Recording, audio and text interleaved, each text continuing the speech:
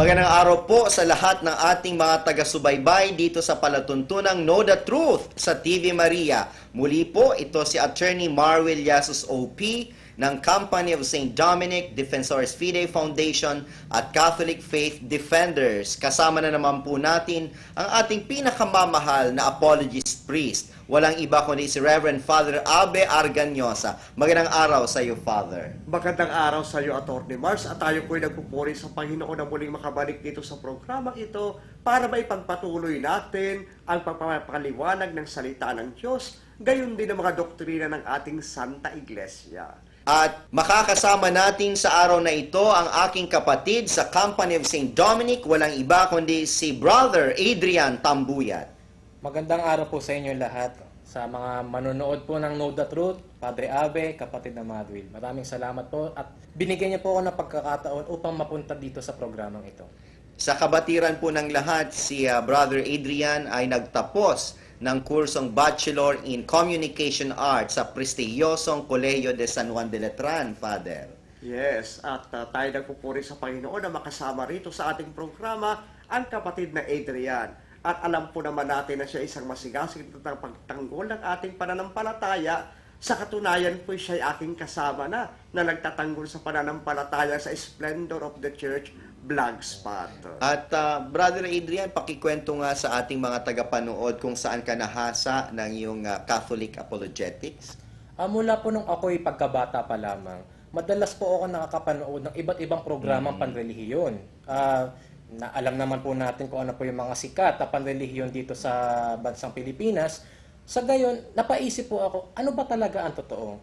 Kaya mula nung ako'y pagkabata, natuto na po ako magbasa ng Biblia. Kaya nga po, dala-dala ko po itong Biblia na masasabi kong siyang bumautismo sa akin kung ano ba talaga ang totoong pananampalataya. Magmula po nung ako'y grade 4, natuto na po magbasa ng Biblia, nanood po ako ng iba't ibang programang panrelihiyon at napatunayan ko po sa aking sariling pagsasaliksik na walang ibang tunay na samahang panrelihiyon sa mundong ito maliban sa Iglesia Katolika. Napakainam naman ang iyong story, no? Bilang Catholic apologist, talaga namang nagsuri lamang at naghanap ng katotohanan. At you're very much welcome sa ating palatuntunang Know the Truth. At ang ating palatuntunan pong Know the Truth ay mapapanood sa TV Maria. Ito po sa Dream Cable, Channel 3, Destiny Cable, Channel 93, at Sky Cable, Channel 60. Para po sa mga hindi po nabanggit, maaari pong tawagan ninyo ang inyong mga local cable operators. Para po sa mga gustong manood ng ating programa, ito po ay inyong makikita sa TV Maria sa mga oras na ito. 6:30 po ng umaga, alas 3 ng hapon ang kanyang replay, at muli po itong uulitin ng 11:30 ng gabi hanggang alas 12:30 ng hating gabi. At para naman po sa mga gustong magpadala sa amin ng mensahe at mga katanungan, maaari po ninyong ipadala sa ating text message number. Ito po ay 0929-980-1010. Uulitin ko po, 0929-980-1010.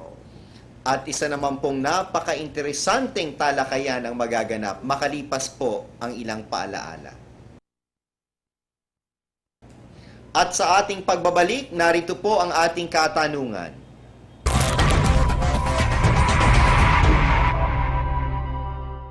Totoo po ba ang turo ng mga Baptist na once saved will always be saved? Ayan po, Father, napakinggan po natin ang katanungan na kung totoo daw ba yung tinatawag na once saved, always saved. Na kapag natanggap mo ng Panginoong Jesucristo sa iyong puso, bilang Panginoon mo, tagapagligtas mo, ay ligtas ka na. Ibig sabihin, yung dogma o aral ng mga born-again Christians na eternal security. Ano masasabi natin dito, Father Abe? Unang-una po, Brother Mars, yan pong dogma na yan ay aral ng mga Baptist at ng mga kapatid nating mga born again. At nice kung ipaalam sa ating mga tagapanood na kung atin pong babasahin ang banal na kasulatan from cover to cover, wala po kayong mababasa dyan na once saved will always be saved. Napakalinaw po niyan. Wala po yan sa banal na kasulatan. At gayon din yung tinatawag na eternal security, Brother Mars. Merong eternal security kapag nasa langit ka na. Mhm. Sinasabing doon ay wala ng pagdurusa, wala ng hirap, wala ng kamatayan. Doon lamang magkakaroon ng buhay na walang hanggan. Yun ang tinatawag nating eternal salvation. No, subalit po pagdating doon sa once saved will always be saved o kaya eternal security, ay napakalinaw po na ito ay hindi sinasaad ng banal na kasulatan. So lumalabas dito, Brother Adrian, yung ganyang aral na yan sa ating mga kapatid na Baptist at mga born-again Christians sa isa na namang inventong aral. Ito po ay bunga lamang ng hindi pagkakaintindi ng lubos sa banal na kasulatan.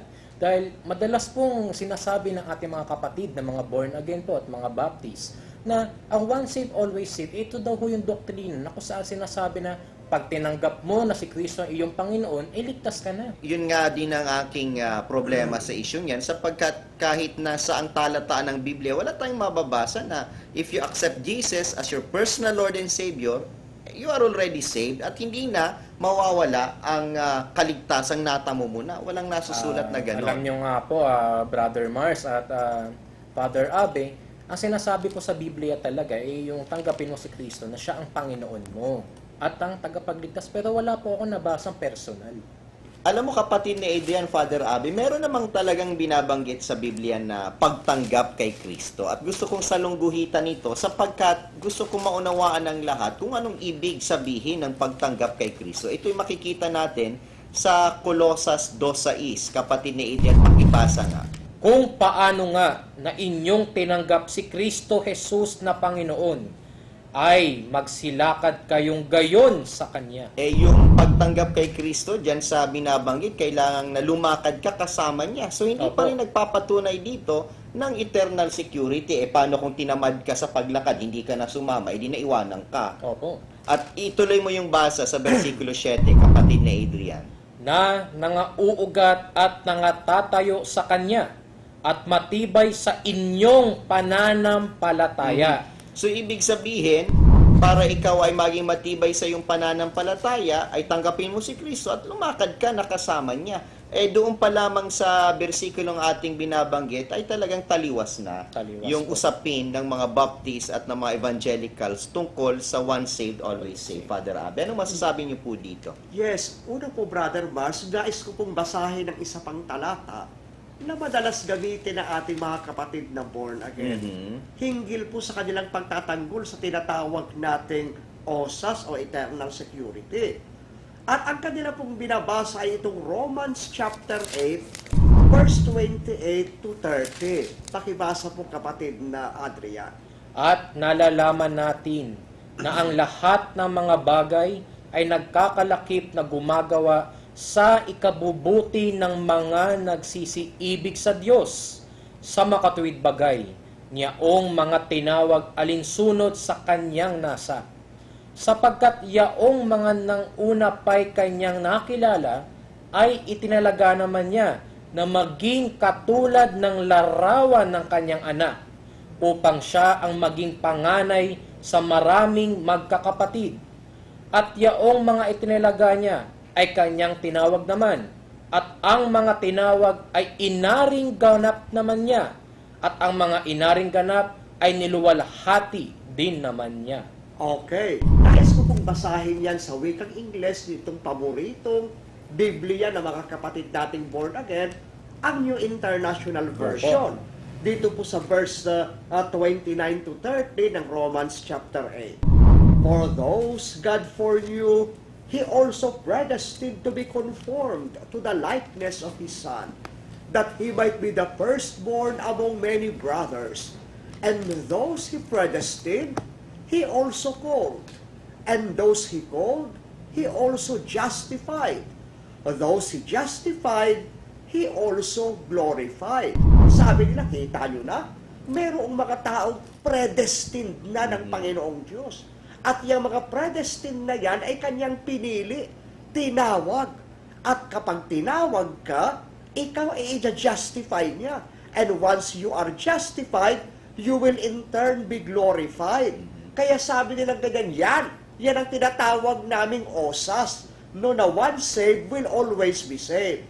Ang sa kasawiang palad, kapatid na Mars at kapatid na Adrian, kinalimutan nila itong verse 28 na ganito yung sinasabi. And we know that in all things God works for the good of those who love Him. So kinakailangan ang taong pagkakalooban na ang ng pagtawag ng justification and glorification ay walang iba kung hindi yung mga taong nagmamahal sa Diyos. Ayan. Yan. At alam naman natin, Attorney Mars, Brother Adrian, na maraming kaipokrituhan dito sa Tama. daigdig na ito, even among Christians, Yes. even among born again. Kaya, kapag sila ay nagkakasala at hindi sumusunod sa kalooban ng Diyos, ay hindi tatalab sa kanila ang pangako nitong Romans chapter 8, verse 29 to 30. Opo. At dito naman, Father, lumalabas na yung isa naman nilang doktrina, yung faith alone, ay talagang tumatalawas doon sa one save, always save. Nagbabanggaan ho na parang nag-uumpog ang bato sapagkat yung pag-ibig sa Diyos, merong kahulugan sa Biblia Hindi yung manampalataya ka lamang. Pakibasa nga ang kahulugan ng pag-ibig sa Diyos, kapatid ni Adrian, sa unang Korinto 7:19. Ang pagtutuli ay walang anuman, at ang di pagtutuli ay walang anuman, kundi ang pagtupad sa mga utos ng Diyos. Yung pagtupad sa mga utos ng Diyos ay napaka-importante sapagkat ayon sa banal na kasulatan, yung pagtupad sa utos ng Diyos ay pagpapakita ng pagmamahal sa ating Panginoong Hesukristo. Balikan natin yung Juan 14:15. Ganito po ang sinasabi ng banal na kasulatan. Kung ako'y inyong iniibig, ay tutuparin ninyo ang aking mga utos. At hindi lamang dyan, baka nakukulangan pa ng isa pang bersikulo, talata, kapatid ni Adrian. Salungguhitan din natin yung unang 1:5-3 para makita natin kung ano ba talagang tinutukoy na pag-ibig sa Diyos ayon sa banal na kasulatan. Sapagkat ito ang pag-ibig sa Diyos, na ating tuparin ang kanyang mga utos. Napakalinaw po ng binabanggit ng banal na kasulatan. Yung pag-ibig daw po pala sa Diyos Father, kapatid ni Adrian, ay yung pagtupad sa kanyang mga utos. Kaya yung mga born again, hindi nila pwedeng gamitin yung talatang binasa kanina sapagkat yun ay laan lamang doon sa mga umiibig sa Diyos. At yung pag-ibig na yon ay naipapakita sa pamamagitan ng pagtupad sa kanyang mga commandments o mga utos. Itong mga born again faith alone. Kaya dito natin nakikita, itong aral nila ay nagbabanggaan. Yes, at yan nga po ang mababasa natin, minamahal na mga kapatid, dito po sa Matthew chapter 7 verse 21, kung saan napaka-famous, no, sinabi ng ating Panginoong Jesucristo, hindi lahat ng tumatawag sa akin ng Panginoon, Panginoon ay maliligtas kung hindi ang mga tumutupad sa kalooban ng aking Ama. Kaya talagang hindi po pwede yan na dahil inaccept mo lang si Jesus as your Lord and Savior, okay ka na forever. Hindi. Yung mga pa-Lord, Lord. Yes. Sapagkat napakaraming mga tao na pagkatapos sila mag-Lord, Lord yan, Ayan. magtawag-tawag ng Lord kay Jesus, pataas-taas pa ng kamay, pakanta-kanta ng Alleluia, later on bumagsak sa pamamagitan ng matinding pagkakasala. Opo. Kaya wala po talaga mga minamahal na tinatawag na eternal security sapagkat kahit na mismo apostol, kagaya ni Apostol Pablo, ay siya mismo nagsasabi na hindi siya nakakasigurado. Oho. Meron tayong mababasa na talataan sa Biblia na si Apostol Pablo mismo ay may agam-agam sa kanyang sariling kaligtasan at kaya nga inutusan niya ang mga mananampalataya to work out your salvation with fear and trembling na siyang mababasa natin sa Filipos 2:12. Kaya nga, mga minamahal ko, kung paano ang inyong laging pagsunod na hindi lamang sa harapan ko, kundi bagkus pa ngayong ako'y wala, ay lubusin ninyo ang gawain ng inyong sariling pagkaligtas na may takot at panginginig. Ayun.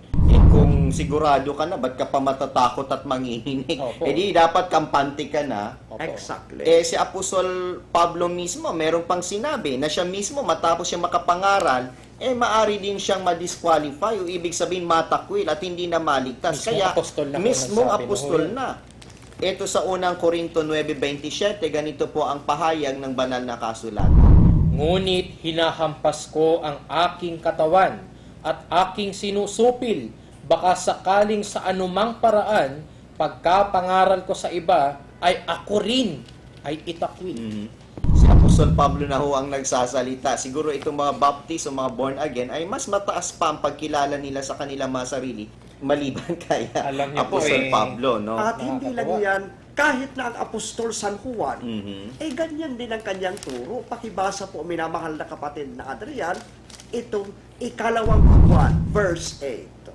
Mangag-ingat kayo sa inyong sarili upang huwag ninyong iwala ang mga bagay na aming pinagpagalan, kundi upang tanggapin ninyo ang isang lubos na kagantihan. Ayun. Watch out that you do not lose what you have worked for, but that you may be rewarded fully. Pinag-iingat po tayo ni Apostol San Pablo at ni Apostol San Juan Opo. na para sa ganun hindi masayang yung kaligtasan at grasya ng Diyos na pinagkaloob sa atin. Dahil kahit na tayo'y Kristiyano na, maaaring mawala ang bagay na iyan. Kaya nga ang sabi din ni Apostol Pablo ay dapat tayong manatili sa kabutihan ng Diyos. We have to remain in the kindness of God. Otherwise, tayo mismo might even be cut off Opo. o maiwawala. Ito po ang sabi sa Roma 11:22 ng banal na kasulatan. Masdan mo nga ang kabutihan at ang kabagsikan ng Diyos.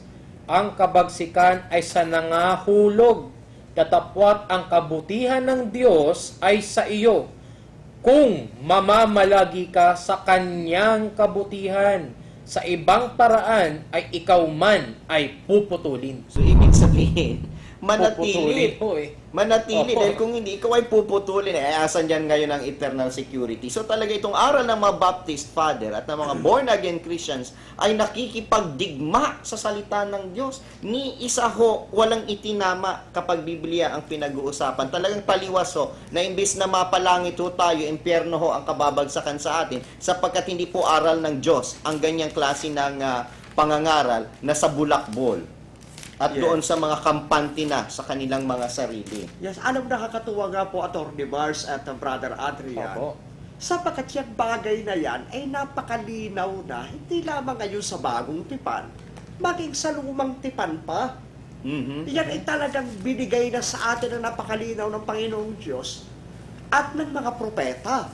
At isa nga sa major prophets, kapatid na Mars at Adrian, ay itong si Propeta Ezekiel. Oho. Basahin po natin ang Ezekiel chapter 18, verse 24. Ngunit pagka ang matuwid ay humiwalay sa kanyang katuwiran at gumagawa ng kasamaan at gumagawa ng ayon sa lahat na kasuklam-suklam na ginagawa ng masamang tao, mabubuhay baga siya. Walang aalalahanin sa kanyang mga matuwid na gawa na kanyang ginawa, sa kanyang pagsalangsang na kanyang isinalangsang, at sa kanyang kasalanan na kanyang ipinagkasala. Sa mga yaon, mamamatay siya. Ayan. So talaga kahit na ikaw ay matuwid, sa wikang English nga ng King James Version, righteous Choose. yung Opo. ginamit. Righteous. Pagkatapos, ibig sabihin, pinabanal na yan ng grasya ng Diyos. Nasa mabuting tao siya, matuwid.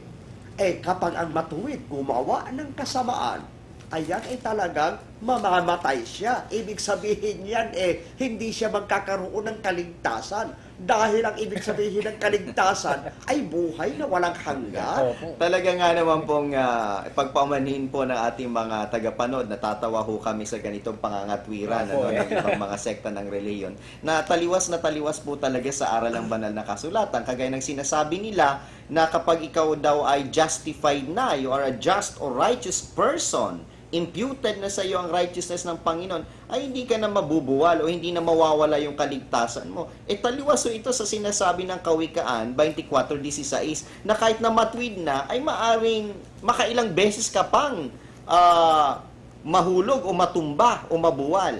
Ngunit ang importante dyan, marunong kang tumayong muli sa grasya ng Panginoon. Ito po ang ating mababasa. Sapagkat ang matuwid ay nabubuwal na makapito, Hindi lang isang beses Opo, eh. 7 beses, 7 beses pa. pa. Nabubuwal pa yung matwid. Pero anong importante diyan, kapatid ni Adrian? Tuloy ang basa. At bumabangon uli. Ngunit ang masama ay nabubuwal sa kasukunuan. Merong pagpapatawad Ay, ng teka lang. kasalanan, di ba, Father? Merong repentance, Oo. merong forgiveness, merong confession, no? Kaya kahit na ikaw ay matwid na, nabubuwal ka, ang importante bumangon kang muli. Opo, hindi yung pwedeng nabuwal ka na hihiga ka lang. Yeah. Meron ako ikikwento sa inyo, Atty. Mars at Brother Adrian, Oo. na aking pakikipagtunggali sa aking vlog sa isang born again Mhm. na pinagpipilit itong osas. At yun nga, sabi niyang ganyan, ang Panginoon daw naman ay hindi nagsisinungaling. Mhm. No, kaya pag sinabi, nangako sa iyo si Kristo, naligtas ka na, hindi naman daw babaguhin ng ating Panginoong Hesukristo yung kanyang aral na iyon. Opo. No? Kaya hindi naman daw nagbabago si Kristo. Hindi sinungaling si Kristo. At si Kristo ay hindi nagiging taksil sa kanyang pangako. Ngayon, kaya dahil po dyan, nais kong sagutin iyan, sa pamamagitan ng pagbasa nitong sulat ni Apostol San Pablo kay Timoteo. Ikalawang Timoteo, chapter 11 and 12 po, mga minamahal na kapatid, upang tayo'y maliwanagan hinggil sa argumento nilang iyan. Wala naman tayong problema kay Kristo. Oo. Talagang tapat naman siya. Ang tanong dito, tayo ba'y tapat? Ayun Yung nga. mga tao ba, yung mga Kristyano ba'y tapat? Kapatid ni Adrian, ihatid po natin sa kanilang sitas ng banal na kasulatan. Yes. Ito po ang sinasabi. Tapat ang pasabi. Sapagkat kung tayo'y nangamatay na kalakip niya, ay mga bubuhay naman tayong kasama niya. Kung tayo'y mga tiis, ay mangaghahari naman tayong kasama niya. Kung ating ikaila siya, ay ikakaila naman niya tayo. Ayan. So, ibig sabihin, kung tayo daw ay namatay kasama ni Kristo, Mhm. mabubuhay tayong kasama niya. Paano kung ayaw mo mamatay kay Kristo? Opo. Di ba? Si San Lorenzo Ruiz, namatay kay Kristo, tinorture. Opo. Si San Pedro Calungsod, pinagtataga hanggang kamatayan, tapat kay Kristo, ayaw umalis sa kanyang misyon ng pagpapalaganap ng salita ng Diyos. Nanatiling tapat hanggang kamatayan. So yan ay fidelity until death. Ang ikalawa naman, kung nagtitiis tayo ng hirap, endurance. O endurance ito. No, sa kabila ng mga balakid, pasakit, nandyan pa rin yung katapatan kay Kristo. Maghahari daw tayo kasama ni Kristo. Pero kapag dininay natin si Kristo, abay, hindi deny din niya tayo. Alam mo, ang gusto nating ipaliwanag dito, Father, wala tayong issue sa Panginoong Hesukristo Opo. sa kanyang katapatan, kundi doon sa mga Kristiyano. Hindi natin sinasabing kinukondina tayo ng Panginoong Hesukristo, bagkos yung makasalanan mismo ang kumukondina sa kanyang sarili. At yan po ang patutuo ng banal na kasulatan dito po sa ating Biblia, na God's Word to the Nations. Ang sulat po ni Apostol Pablo sa kanyang alagad na si Tito, sa 3:11, ganito po ang ating mababasa. Because you know such a person is set in his wrong way and is a sinner who condemns himself. Sa makatwid, napakalinaw po ng pangangaral ng banal na kasulatan na yung makasalanan mismo ang kumukondina sa kanyang sarili. It is the sinner himself who condemns his own self. Alam niyo po, pauna ko lang ho, no? Wala naman po tayong tutol na ang Panginoong Kristo ay talaga tapat sa kanya sinasabi at hindi po talaga nagbabago ang Panginoong Kristo. Pero ang problema po, yung aral ang nagbabago. Hindi po umaayon at hindi tumutugma sa Biblia. Yung aral ng mga Yung aral Baptist ho ang at ng mga nagbabago. born again ang Ay, binabanggit problema mo. doon. Yang osas or eternal security, dahil inventong aral yan, kapatid na Mars at kapatid na Adrian. Isa nga pong katibayan yan, gusto kong ibahagi sa inyo itong ang istorya o kasaysayan nito mga born again way back the 80s and the 90s, brother Opo. Adrian. Alam po ninyo, no, ako'y bata pa, ang pinakasikat na born again preacher sa buong daigdig ay si Jimmy Swaggart. No? Sikat na sikat yan. Ganun din ang Jim Bakker. No, na ngayon pareho na silang laos. Si Jim Bakker nakakulong na yata. No, kasama yung asawa niya dahil nagwaldas ng pera. Nako po. Itong si Jimmy Swaggart, kapatid na Mars at Brother Adrian, siguro bata ka pa noon, hindi mo pa naabutan yun. Opo. Napakayabang eh. Kasi sinabi niya na si Mother Teresa daw at si Pope John Paul II, kahit si Mother Teresa ay naglilingkod sa mga mahihirap at nagpapakain sa mga ketongin, sa mga batang ulila, no, peacemaker, at inaaruga at inaalagaan yung mga tao doon sa Islam area ng Calcutta. At si John Paul II naman ay napakabanal at nakipaglaban sa komunista at nagpabagsak ng komunismo sa Europe. Yang dalawang katolikong daw yan, dahil hindi sila born again, ay hindi daw makakapasok sa langit. Diyan kinuha ni Angelica Zambrano yung panloko niya no, sa mga tao. Okay, ngayon po, ano po yun yung nangyari dito kay J.B. Swaggart? Isang araw, nahuli siya doon sa isang park ng pulis sa isang park sa US. Dahil nasa loob siya ng kotse niya, may kasama siyang prostitute. At alam na natin kung ano yung ginagawa nila doon sa loob. Di baka po sinabi ay nag-uusap lang naman. Hindi. Caught in the act, Brother Adrian. Convicted Oo, ito si Jimmy talaga, Swaggart. caught in the act. Para silang, lollipop and roses. Nako. Ayan. Ngayon po, mga kapatid, nung napahiya siya at caught in the act, hindi niya na ma-deny, nag-iiyak yan sa telebisyon. Humihingi ng tawad, talagang lumuhod sa harapan ng publiko at nag-iiyak. At yung kanyang libo-libong mga tagasunod na nandun sa arena at live on TV, nag-iiyakan din at pinatawad siya. Subalit makalipas ang ilang buwan, muli siyang nahuli sa hotel na may kasama na namang isa pang prostitute. Ang tanong, nung siya ba ay kasama ng prostitute at ginagawa nila yung aktual na kasalanan, siya ba ay ligtas o hindi? Iligtas daw po, sabi nila. Ayan! So, ibig sabihin pala, kahit gumagawa ng kasalanan na karumal-dumal sa Diyos, prostitusyon, para sa kanila, ligtas pa rin. Aba, yan po'y kalapastanganan sa banal na kasulatan. Eh, ano po ba masasabi natin doon? Eh, Di po ba sabi ng Biblia? Sangguniin po natin ang banal na kasulatan na kung yung gumagawa ng pakikiapid, kagaya ng born-again preacher, Assembly of God preacher na si Jimmy Swaggart, ay nakakasumpong sa kaharian ng Diyos. Ang sinasabi sa Apokalipsis, Na nga sa labas ang mga aso, at ang mga manggagaway, at ang mga mapakiapid, at ang mamamatay tao, at ang mga mapagsamba sa Diyos-Diyosan, at ang bawat nag-iibig at gumagawa ng kasinungalingan. sa makatwid, napakalinaw po doon mismo sa pahayag ng banal na kasulatan na yung gawaing ganyan ay hindi nakakapagligtas sa tao bagkus ay nasa labas tayo ng kaharian ng langit. Opo, yun po ay malinaw na surat dito sa Biblia. Hindi ko po nabasa dito na nasa loob. Nasa labas Nasa ang labas binabanggit. So talaga namang imbis so talaga mapalangi tayo sa ganitong aral ng One Save Always Save ay tsak na mas mapapahamak tayo. Father Nakita Ab. po yung ganun. Yes, unang-una po sa lahat, lagi nating tatandaan ang sinasabi ng ating Panginoong Diyos, no, dito po sa banal na kasulatan, na dito po sa unang Tesalonica, chapter 4, verse 7, no, babasahin ko po sa Mabuting Balita, Biblia, tayo'y tinawag ng Diyos upang mabuhay sa kalinisan, hindi sa kahalayan. Opo. Yan ang tawag sa atin. Kaya po pag sinabi na, iba sabi kanina, those whom He predestined, He also called. And those whom He called, no, He justified. And those He justified, He in turn glorified. Ang tawag sa atin, kalinisan, hindi kahalayan.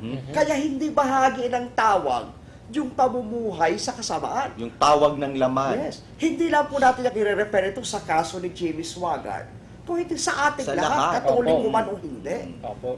Di ba? Kaya dahil po dyan, hindi po tama yung turo nila na kahit na nagkakasala na yung born again, okay lang na makiapid siya, kasama niya yung nakikisama siya sa lalaki o babaeng may asawa na, o di namumuhay siya sa kahalayan, basta born again, sure na ng kaligtasan.